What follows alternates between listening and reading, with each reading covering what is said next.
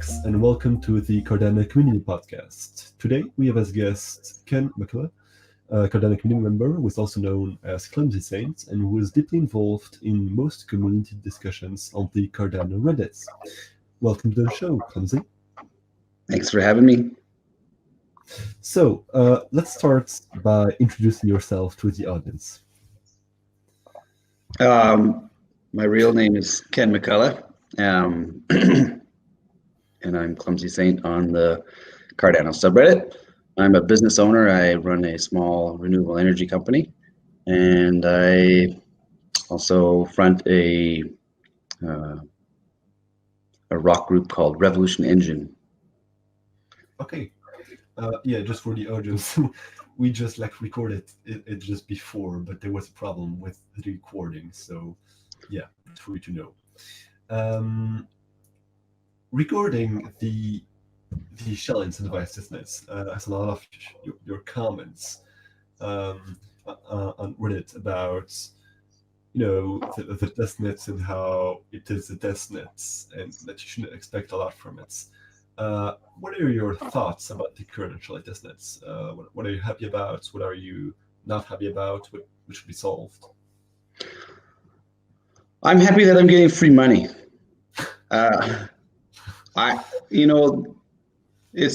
We really do live in the future right now, because I've connected with this community and this product, and I am literally making free money by allowing a company that I have no financial tie to, by letting them test their product and me using their product. It's literally, I have no idea how anybody in our community can be disappointed with the testnet. Mm-hmm. I understand the frustration. I haven't been able to access my Daedalus wallet for several weeks now, but mm-hmm. I opened up the Yoroi wallet and it works great. I did the simple, I uploaded my seed phrase and it works. So in that sense, as long as you're delegated to a pool and you're staking and you're making money, I really don't know what the chatter is about and why. There's a lot of vocal people that are, they're frustrated that it's not working 100%, but literally this is a testnet. This is what it's for. They're solving these problems. So I'm happy because I managed to stake. I didn't get to stake right away. I couldn't get through, but I'm way out in the sticks here. So by the time I got in, it was a couple of weeks into the testnet, and that's fine. Again, it's not IOHK's responsibility to make me money. It's mine. Yeah. So I put in the extra effort, and until I got logged in, and then I started staking. I can't access the Daedalus wallet. Oh well, I know that they're going to fix it, and I think maybe that's part of the problem. Is there's a part of the community that doesn't have the confidence in the ability of IOHK to put out products, which I think will change in the next couple of weeks, because we're seeing a cadence of release now that's just yeah. And when you see what they've already done, it's just the fact of creating a network of more than 1,000 nodes now is already it's already an incredible performance when you think about it. Yeah, no, I know. And you can visually look at the network. You can see the nodes working and where they are in the world, and it's crazy. It's honestly, exactly. I think it's literally amazing to see. Mm-hmm. Yeah, and regarding this decentralization, there is a project which is less decentralized than Cardano, and that's Ethereum. Mm-hmm. And you have been on Reddit a lot in your comments, comparing a lot Cardano and Ethereum, and how Ethereum will take more time to adopt a proof of stake, and how this and that. And so why are you so confident in Cardano and not at all in Ethereum? I would rephrase that and say that I'm not unconfident in Ethereum. I think Ethereum has a very real advantage in first mover to market. And because of that, they have the community and the developers behind them. They have a larger community behind them than Cardano does. simply because they've been around longer. But Cardano, as we've all seen, their GitHub is the busiest. It's been the busiest throughout last year, and Charles says that it's going to be even busier this year. So I don't ever really doubt what Charles says. You know, when he has to change his opinion, he says it. But Ethereum's roadmap is a lot more difficult, I think, to get from Ethereum 1 to Ethereum 2. And Cardano's roadmap is very clear. You know, they've been building Cardano from the bottom up with first principles. So they every step they make is a step forward. Where Ethereum, they're going to have to make a couple back steps. You know, as they have to modify their current chain to accommodate for the bloat that they experience.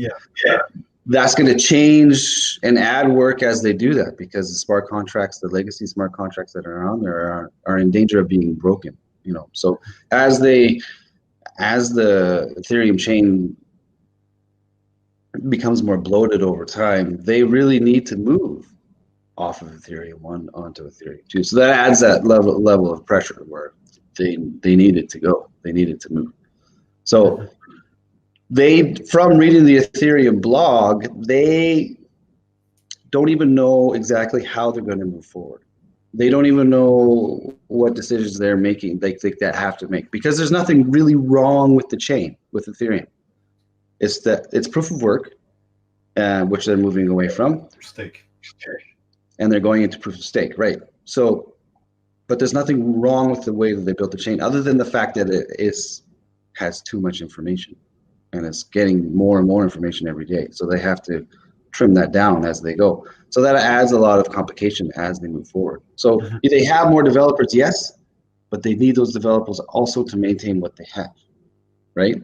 Yeah. So as they're moving their and we use the analogy of, you know, trying to modify the plane as they fly it, right? Which is really what they're doing. They have a plane loaded with people and product, and it does what it's supposed to do, but they want to be on the plane over there. They want to move everything over there, and they're building. You know, I think it's a bad analogy to say that they're trying to change the plane that they're building. They're building a brand new plane. Yeah. And they basically have to get everybody to get off the current plane and onto the plane, right? So I'm more confident because Ethereum, they have ambiguity. They don't, you know, they themselves don't know. Where Cardano, I feel they've gotten more clarity as they've gone, right? They are a lot more accurate now on their timelines. They're a lot more accurate now on their cadence, like their output. Now they're a lot more busy on their GitHub because they didn't have to do that. They're not modifying a new product. They're building a product from the ground up. It's the same one that it's always been, right? And they've been working on it, and they've been building it from first principles, which I don't think a lot of people understand how important that is. When you're building especially a disruptive service like this, you need to know exactly what you're building and why you're building it, and understand that. Where Ethereum, when they started building it, it was just like, hey, cryptocurrency, sweet, let's build this. This is a new idea, let's do it. So it was a great product then, but now the next generation of products is coming out, and I think that's where the industry has to go, because it's financial services, and you can't literally have a global financial service, and it kind of got patched together and Frankenstein from this code and that code, and then here we go, we have a product, and you know, I think you're setting yourself up for a lot more hacks that way. Yeah, indeed, and I think, you know, Cardano has also the advantage that they are backed by like 4 years of research, so you know, pretty strong tech, right? Yeah. And the guys, like Charles mentioned in one of his videos, that the average person working in the development or the research part is a master's or above. Like their average. Yeah. So we're not dealing with basement developers here. We're literally Cardano's being built with computer sciences. You know. Indeed. Now, now that like we've covered Ethereum, and also now Tezos, Algorand, and all these types of new F killers that also seem to be pretty serious actually. And what do you think about them? How do you compare them to Cardano? And have they also their chances? I think they're. I think the fact that blockchain is such a new industry, we're going to see a lot of projects succeed where they shouldn't succeed, simply because they gain traction and enough of a working product that they are able to manage for some time. But I do think certain ones will find niches. I think Algorand will find their place there where they service the industry quite well. I don't think they have quite a broad grasp of the market as Cardano does. Like Cardano really is what Charles' vision is for Cardano is that they're building like the backbone. They're building the layer that everybody else kind of uses, right? They're somebody said it as if money is a train, then Cardano would be the rails. And I think that's a good analogy, right?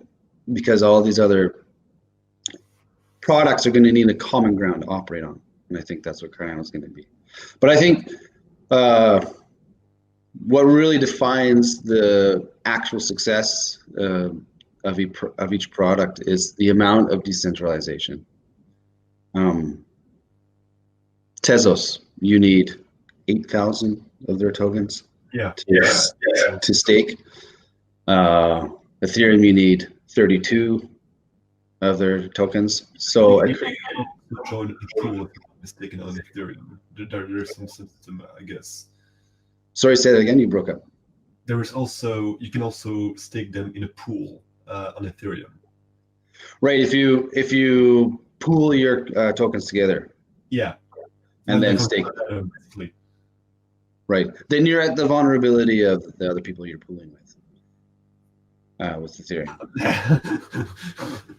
Yeah. You literally, your point of centralization is with those other actors in that pool. Because I don't think there's a mechanism built in there where you are automatically paid out. I think it's a human interaction where you divvy up your rewards. I guess. Like I know it's a project which is called Rocket Pool, which does that for Ethereum, and they have some kind of system. I don't know how it's done, but yeah, there must be something. That's awesome. Again, that would be a layer 2 solution, I think, or a bolt-on, where Cardano, it's built right into the protocol that you can stake with one. Yeah. And also regarding that, it limits. You have to use that company's products to be able to do it. Otherwise, you can't. So that's a problem. And it's especially astonishing when you see how much it costs to buy 32 Ether. And that's today. So today in a repressed market, to stake with Tezos, you need $17,000 American. I think that's wow. How can you afford that? Yeah, I mean, the problem with that is that you're centralization. You're centralizing it to a certain amount of income. You're centralizing your system to a certain amount of income, which is the wrong idea. You want to make it so that your product can be used by anybody, and so that it is more easily spread, which is what we're seeing, and that's why we're seeing 1,000 stake pools in the Cardano ecosystem. They're not all active pools, but they are an indication that people are signing up and getting ready to stake. And I think once we see the OBF hard fork come through and the stability brought to the network and the Haskell backend brought in, we're going to see a slow explosion of more and more people buying the base level servers that they need to run that pool. So that's what I think I'm going to see. But yeah, anyway, your question was, do I see success for these other projects? For sure. And I think as a overall industry, we need to see the success for other coins. We do need to see that. We need to see adoption as much as we can. Whether it's with Tezos, Algorand, EOS, if we have to bring them in, yeah. Ethereum, we do need to see more and more people move into our overall ecosystem of cryptocurrencies. Once more and more people are in this platform, I think Cardano's doing the right thing where they're building the base layer for everybody. So we're going to benefit whether or not they sign up directly for Cardano or they sign up for another project. I think we're going to see some success from it anyway. So I think it is important. I think we should cheer them on. I think we should cheer on the other good technologies that we see out there, like Tezos, who has good governance. I'm not sure if I really am a fan of anybody else. But I think it's incredibly important to think about it that way, because thanks to interoperability, if you have one project which is successful, the value that project brings will be brought to other networks and eventually reach Cardano, if you think about it that way. And so if someone buys something in the smart contract on Ethereum, that wealth may go to Cardano, and then may go to Tezos, and then may go to Algorand, and then may go back to Ethereum. It's kind of like a network of networks. Exactly. And so exactly. You're comparing it to different fiat currencies that all people, Yeah, it's exactly the same thing. The same thing. It's the same thing with your network, and also with the currency powering that network. So there are a lot of people always like bashing these other networks and saying, yeah, mine is the best, and I'm going to destroy you all. But that's just not how it works. And I think that's something that's really important to emphasize. One of the things one of the reasons I ended up in the Cardano Reddit, and why I invested in why I'm a fan of Cardano, is that there's a lot less maximalist thinking in the Cardano subreddit, a lot more critical thinking than there are in other communities. And that's literally, I didn't start with Cardano, and embarrassingly, I put some of my money in other places, and those projects all kind of died. But I followed smarter people than me, and this is where I ended up. And it's a community where we mostly see critical thought, we see open conversation, we see a graceful welcoming of other people from other Reddits. We have open questions like, can we compare this to that? And I know those also exist in other communities. I see that. What I do like about Cardano and the community it seems to have attracted is there's a lot of other smart people there that are open-minded, that are willing to discuss what's right and what's wrong, and what they're, to be honest about what's going on, rather than just and I think this is something that our community and any community can learn from. We're not attracting new people by being maximalists. Yeah. When somebody new comes in and we're like, we're the only project out there, and we're better than everybody, and we know more than everybody, and it doesn't make us attractive for people to join us. It makes us unattractive. It actually is the opposite. So I try to, my engagement oftentimes in the community is to try to mediate and moderate and to bring that open thought into the conversation, and to say, hey, you're welcome to be here.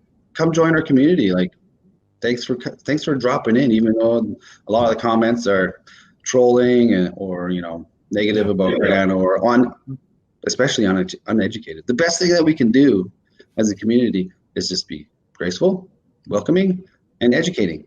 Here, because honestly, that's the one advantage that we can straight up be honest and say, hey, if somebody from Tezos comes into our community and starts bashing Cardano, we just straight up give them the facts. How many Tezos do you need to stake a pool? Does that, like that? Honestly, those are real bullet points that are true, that we can point to the facts that these are true, right? And if other communities can point to something in Cardano, in the protocol, or in the product, and say that's not, we have a superior thing than that, then we should listen and go, oh, maybe they do. Like recursive snarks, that's what I like is our leader, Charles Hoskinson, his mentality is very humble. If there's something out there that's better than what he has and it's open source, they're going to adopt it. He has no problem with that. He has no ego to say, oh, well, it's not, we didn't make it, so too bad. Yeah. That's the way that it should be. That's the way that a product should be. This is the world that we should live in, where the best product wins, where the best tech gets adopted, where people are able to say, there's research and development, and then there's rip off and duplicate. We live in the rip off and duplicate world, and we should.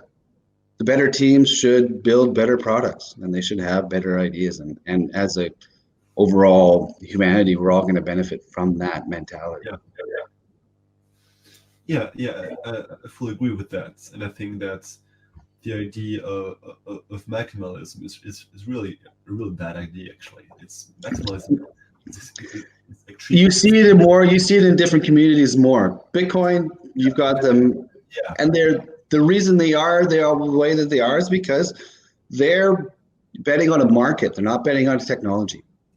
That group of people is people who are investors in. They want to make fiat gains on Bitcoin, right? I don't think there's a lot of people that are holding Bitcoin that are hoping that I get to spin this Bitcoin. They're probably going, I hope I get to convert this back to fiat and cash out, right? Whereas at Ethereum, you have probably a larger group that wants to spend Ethereum, but they think that a lot of maximalists in Ethereum. Well, they don't call themselves maximalists, but they are pretty maximalist. Yeah, and the reason that they're that way is because they were first mover and they have a large community, and they kind of get this blinder on where they go, we're the biggest and we have the most horsepower behind us. Yeah. And we're going to succeed because we're too big to fail. And that's a really bad mentality to have, because that's how you fail. You have the blinders on, and your blind spot is nobody else can do better than us. But when you actually get down to the nuts and bolts of these groups and these projects and the products that they have, really, if this is about decentralization, you need to have what Cardano has, and then the ability to stake with 180A and the ability to start a pool with very little funds, right? That's what you need. That's going to be the most successful project. Then you have the other communities that are really vocal. EOS, Tron is probably the worst. But one of the things that I study is I study leaders, and I kind of look deep into as deep as I can from where I am and without knowing them, into their characteristics. And often you'll find that the community reflects the leader of that project. Yeah, true. I think Tron is successful in building its community because you have the hype man, Justin, up front. And there's a lot of people that like that type of marketing. They like that type of leadership where it's a big hype machine, and they get that. It's kind of like gambling. They get that real rush of like, things are going to go really good, and the whole, like when he did the whole Warren Buffett thing, I think he just recently had that. Last week, I think. Yeah. What real value was gained into the Tron ecosystem from that? I don't see any, other than millions on that buffet. I think he spent over $4 million to line that up. Yeah. And that's Tron's money, yeah. Tron's money. Yeah, that's the community's money. That's what they're, So, I mean, if there could be a huge benefit to the community from that. I mean, you don't know. We don't know, right? But I wouldn't want to be a part of a project that I felt like the rest of the community was there to ride the gains. Yeah. That they're there to, with that kind of mentality. I don't trust that, because then you're listening to other people whose opinions are with the tide, market's up, sentiment's up, market's down, sentiment's down. You don't want to be involved in that, because then you're being influenced. Your thinking on that project is influenced on the market's sentimentality rather than product. right? Rather than actual adoptable product.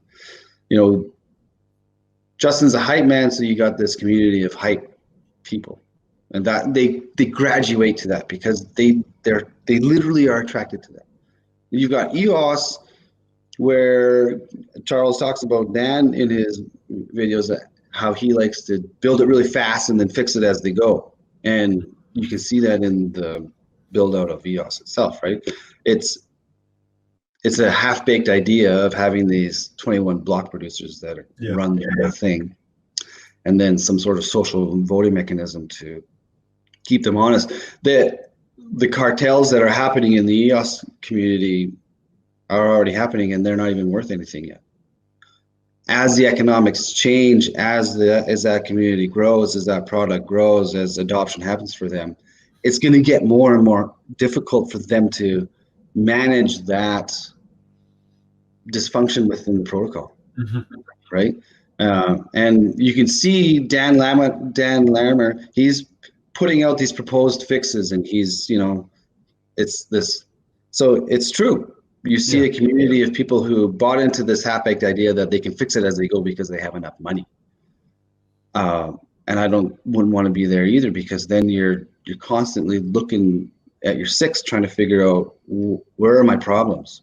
You know, you're trying to drive this market forward, you're trying to drive this product forward to be adopted, but it's a problem. I got to fix this because there's a big problem with the literal base design of the program. Right, the base design of the protocol isn't right. So you have that. So you look at Larimer and you go, yeah, he's not dumb. He's a smart guy. But the way that he works is kind of throw it at the wall, see what sticks, and then run with it, right? And that's what EOS is. It's this community of people that, you know, they're very blindly hoping that this all works out without really looking at the product. Ethereum, their community, I think, is mostly pretty awesome. You definitely have a lot of maximalism in there, but there are also a lot of smart people in Ethereum, and for good reason. They literally are the reason that the cryptocurrency community exists. I think, you know, Bitcoin was first, obviously, but Ethereum really spread that circle out wider, right? Yeah. So there's a lot of people in there that are smarter than me that I like to listen to and take opinion from, and because they are also very critical of Cardano, because Cardano is a threat to them. So it's good to listen to people that are going to be critical of Cardano, and I think Ethereum is probably they are the most, them and Tezos. The Tezos community, I was actually really disappointed. Yeah, it's you know, I see a lot of conversation in our subreddit about Tezos, and it's mostly just discussion on their product and what it is. And you have the odd guy that, you know, is a Cardano maximalist, who's not putting out some critical thought about the conversation. But I went over to the Tezos subreddit to just see how their conversations go, and they're kind of like the Tron community. They have, except with a much better product. They have a hate on for our community, which I think is really unfounded, and our product, which I think is really unfounded, you know, based on some event that happened a long time ago. Same thing with, and I mean, this really could be another conversation about the polarization and culture or personality, you know, where these other groups, they claim not to be the cultural personality, except when it comes to Charles Hoskinson. They hate him with the passion. You know, Tezos, they have these opinions of him that he ripped off Tezos white paper. I'm sorry, guys, that's not true, right? And why you keep holding on to that like it means something? Look at what the projects are now. Even if Cardano started out as a casino gaming coin, look at what they are now. They didn't all of a sudden become over 200 people employed there with an average level of master's or above employment because they decided to stay being a casino coin. You know what I mean? So whether or not these and I really don't care if they're true or not. You have to look at what the product is now. Yeah. And Tezos doesn't seem to understand that Cardano is what it is now. It is a superior product, and it is a superior team, and it is a superior leadership there. So, I kind of went off the rails here with this conversation, but the culture of Tezos seems to be quite negative towards Cardano, and I really don't see why. I mean, there's enough market share for everybody, but we'll see in the end. Yeah, I've seen a lot of negativity. Like always, when there's something with Tezos and Cardano, it's usually pretty negative. Yeah, and I don't understand, basically, because at the end of the day, if the two projects were working together, it would be much more productive. Cardano would win, Tezos would win, everyone would win. So why this? I think you're running a pool, right? Yeah. So you're doing that. You're ahead of me in your engagement. But as a community member, all of us could do well by adopting the attitude of grace and welcomingness. And because if you ask yourself, how did I end up here? Because you probably read some stuff, and it was probably positive, And then if you look into a community, I think there's one other guy here. He's just willing to know. He asked a very open question about, compare Tezos to Cardano, which is one of the conversations I was reading on. And he put the question in both, right? And he really ended up becoming a Cardano member, from what I can see. And it's because you read through the Tezos responses to his question, and it was just maximalism and attacking Charles. And, there was very few critical, there were a few for sure. There were a few that, this is why we're better. And here's some concrete evidence. Mm-hmm. And then you read through the Cardano thread, and there's a lot more open, critical, actual facts, things that people, these are tangible things that you can look at. And there was some chatter on there from other people that in our community. It's like, honestly, you guys, just answer the question. He asked a very open question, and we're a community that has a really good product, and we can be critical. We can say, here, compare. You know what I mean? And be welcoming. So I think really what happened with Willing to Know is the vitriol and the community really over in Tezos was unattractive. Yeah. And that's part of the reason he decided to join the Cardano community. So I think it's really important as a larger group for all of us, that our culture within the subreddit and our culture within our group needs to be as welcoming and as open and as educating as possible, so that when people come and ask, they can get the information without the maximalism, without the we're better than everybody else, and that's going to make them stay rather than, yeah, you're a dick, I'm out. Yeah, definitely. I fully agree with that.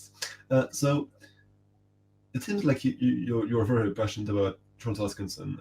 As in the comment where you have written a lot of great stuff, and it was really well written about Charles Hoskinson and how you appreciate him as leader. But why are you so passionate about him more specifically? You broke up a lot in that question, but I think you're asking me about Charles and why I like Charles. Yeah, that's just basically what I'm asking. Charles is a little bit like Steve Jobs. Steve Jobs was not a real nice guy, and he wasn't a really liked guy. And I think Charles Hoskinson is way nicer than he is. I think actually underneath, Charles Hoskinson, the problem with him is that he is an obvious genius. His IQ level, I haven't seen compared in the other leaders. Maybe Vitalik. Vitalik. He definitely, Vitalik, he's a brain. But his brain more functions in detail, in code detail. Where I see he has a. I think Vitalik is more. Sorry, go ahead. Full computer science, while Charles Hoskinson is more like very knowledgeable about computer science, but can also talk and explain very well, and can also, he's just more balanced, if I may say it like that, while Vitalik is very technical and very, precise knowledge. Yeah, and that's one reason I really like Vitalik. He's really good at what he does, but I think his expertise really lies in the code and the things, and the conceptualization of the code. Yeah. Where Charles Hoskinson, the big argument between the Ethereum community and the Cardano community with Charles is that Charles decided he wanted a for-profit company, and Vitalik wanted a not-for-profit company. And at first I was like, I agree with Vitalik. For-profit, that's greedy. You're out there. That's going to affect the economy of economics of why you're doing what you're doing. You're driven by the money. But when you actually understand the way that Cardano is structured, they're building a product that they don't own, right? Yeah. It's open source. Anybody can own it. So it's a for-profit company in the sense that Charles understood to build a company as structured with the ability to have output the way that it has to be for profit. You need to incentivize the people that work for you to come to work every day and to have high output. If you're going to demand of them what you're demanding of them to create this product as quickly as possible, but as perfect as possible, you need to incentivize them properly. Where Ethereum, they're not for profit, so these developers are not getting paid.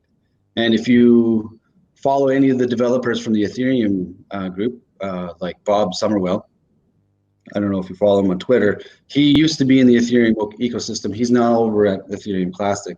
He's one of their main developers, and he talked about how he could not make money developing for Ethereum because it's not for profit. For him to make an income, make a living in the Ethereum ecosystem is very difficult. So he ended up moving over to Ethereum Classic, and I think that's why. I don't think that's exactly why Charles Hoskinson, when he looked at how we're going to build Cardano, it had to be for profit because you have to have people who are employees and they're dependable as employees, that they're getting paid, they're making a paycheck if it's working for you, right? So that makes sense. So Charles has this very good understanding of not just like what needs to be built, but how they're going to build it, right? Whereas Ethereum, they have the foundation, and then they have these groups of developers all over the world that are developing out of whatever facilities they're developing out of, right? But they're volunteers, right? Yeah. What are they being driven by, right? Where Cardano is an actual company, they work for it, they're working out of whatever university they're in or whatever company they're in, but they're paid, and their output is measured. So Charles Hoskinson was smart in doing that. It's for profit is the way to go, because what that also gives them the ability to do is once the protocol is out, once their product is out, IOHK, and this is what I don't think a big part of our community understands, and I just keep wanting to shout it into the group. Mm-hmm. Once Cardano is done, Charles's job, because he's a for-profit company, is to build on it. IOHK is now there to build products on their own product and to make money off those, right? So the economics are, once our main product is out, that company is now driven to make money using it, which is going to drive adoption, right? Which I just get that through your head, people, that this company isn't just going to disband. Yes, certain players in the company are not going to be there. They're not going to be needed anymore. But now they're going to be building those products on their own product, right? So that, to me, was way smarter than going the nonprofit route, right? Because now you're driven to get other people to adopt the product that you built that anybody can own. So yes, it's for profit, but it's open source, which totally negates the whole mentality that this is a greed move, right? This is you're run by your economics of making profit. Charles doesn't need to make profit. He already has the profit.